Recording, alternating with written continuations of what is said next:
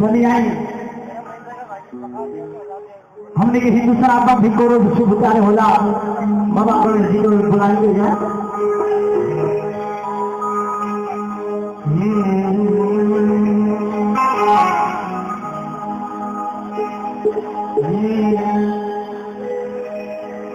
सावरिया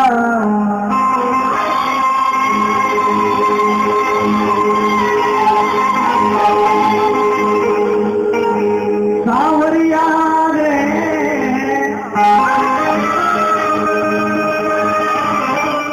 सावरी सावरी सावरिया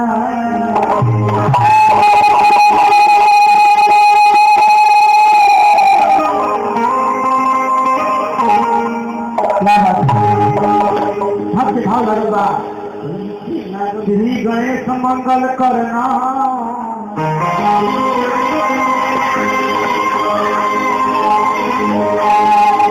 माता गौरी लालना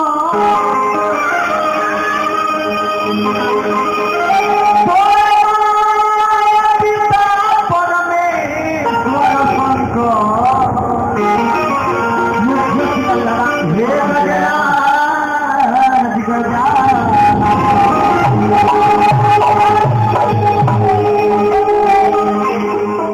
परमेश्वर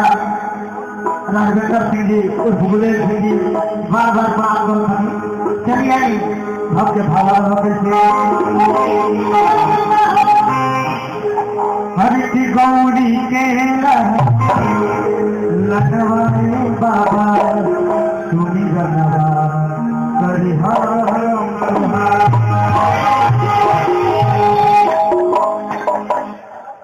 हेलो बाबा गणेश जी के भाव हमने के डेली गीत गावे के बाद कहे से कि तरह तरह के रोसर के बहुत सुंदर हमने के बीच में भाई बोलू राजा देवी सबके हुआ बा धीरे धीरे रो सबसे सुनाओ कैसे फल की भाव बलवाई कैसे कहे के बाद हर की गावा गाई ही देवी माई के अरे हो खेला पूजैया हो हर की गावा गाई देवी माई के हो खेला पूजैया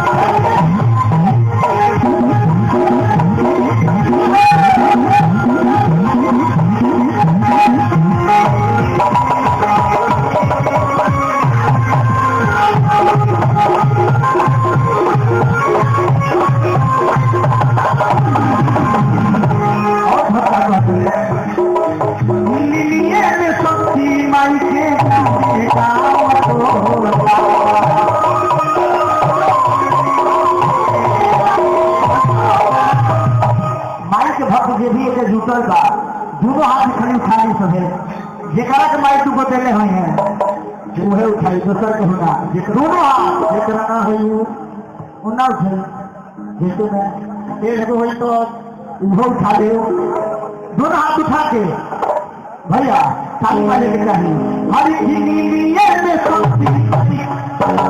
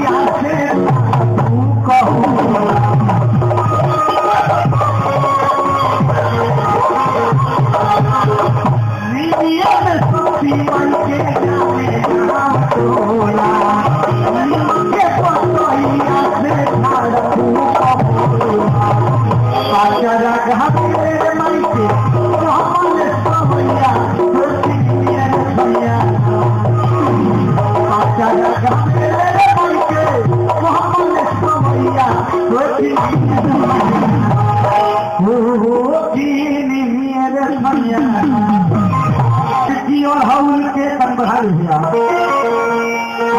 और हाउल के फुलावा से माला दुखावानी हाँ भक्त भागा बता कैसे नौका भक्त मालिक के बता कैसे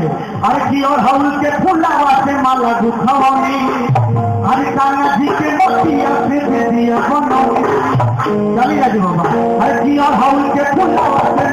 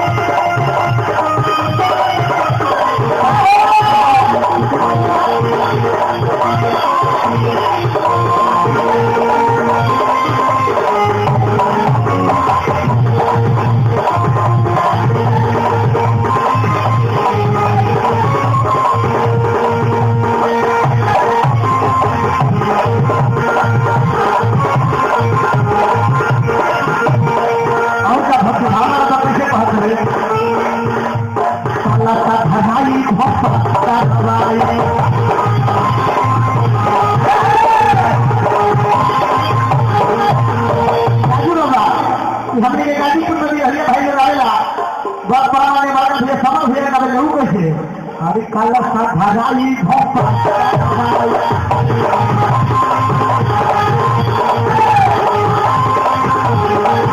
अरे लाली लाली चुनरी पानी माने को कहीं हो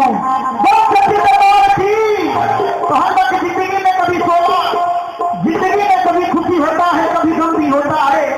जिंदगी में कभी खुशी होता है कभी गम भी होता है तालियां भी बजाता है जिसके दोनों हाथों में गम होता है अरे काला सा धराई का धराई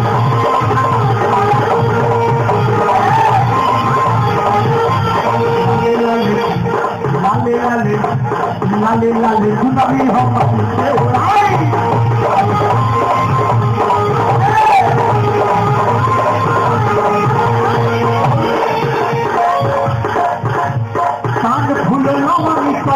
के लिए पान खुलना वाली सखी के लिए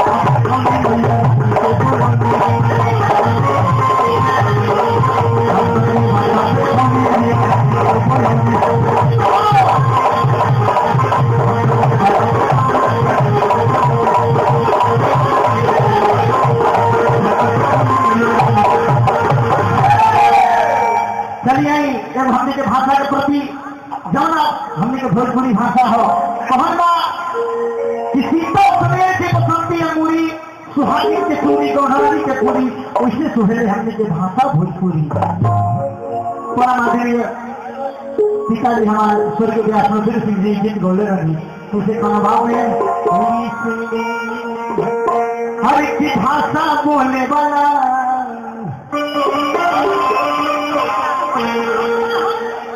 की भाषा बोलने वाला भोजपुरी